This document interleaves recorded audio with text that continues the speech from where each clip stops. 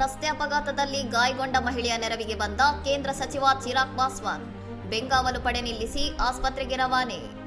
ಅಮೃತಸರದಿಂದ ಜಲಂಧರ್ಗೆ ಪ್ರಯಾಣಿಸುತ್ತಿದ್ದ ಕೇಂದ್ರ ಸಚಿವ ಚಿರಾಗ್ ಪಾಸ್ವಾನ್ ರಸ್ತೆ ಬದಿಯಲ್ಲಿ ಅಪಘಾತಕ್ಕೀಡಾಗಿ ಗಾಯಗೊಂಡು ನರಳುತ್ತಿದ್ದ ಮಹಿಳೆಯನ್ನು ಕಂಡು ಮಾನವೀಯತೆ ಮೆರೆದಿದ್ದಾರೆ.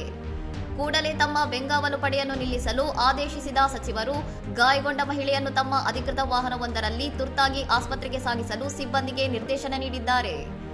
ಮಹಿಳೆಗೆ ಸಕಾಲಿಕ ವೈದ್ಯಕೀಯ ಚಿಕಿತ್ಸೆ ದೊರೆಯುವುದನ್ನು ಖಚಿತಪಡಿಸಿಕೊಂಡ ಸಚಿವರು ಚಿಕಿತ್ಸೆ ಆರಂಭವಾದ ಬಳಿಕವೇ ಆಸ್ಪತ್ರೆಯ ವೈದ್ಯರೊಂದಿಗೆ ಮಾತನಾಡಿ ಅಲ್ಲಿಂದ ತೆರಳಿದ್ದಾರೆ. ಘಟನೆಯ ದೃಶ್ಯಗಳು ಸಾಮಾಜಿಕ ಮಾಧ್ಯಮಗಳಲ್ಲಿ ವೈರಲ್ ಆಗಿದ್ದು, ಸಚಿವರು ಸ್ವತಃ ನಿಂತು ರಕ್ಷಣಾ ಕಾರ್ಯದ ಉಸ್ತುವಾರಿ ವಹಿಸುತ್ತಿರುವುದು ಸಾರ್ವಜನಿಕರ ಮೆಚ್ಚುಗೆಗೆ ಪಾತ್ರವಾಗಿದೆ.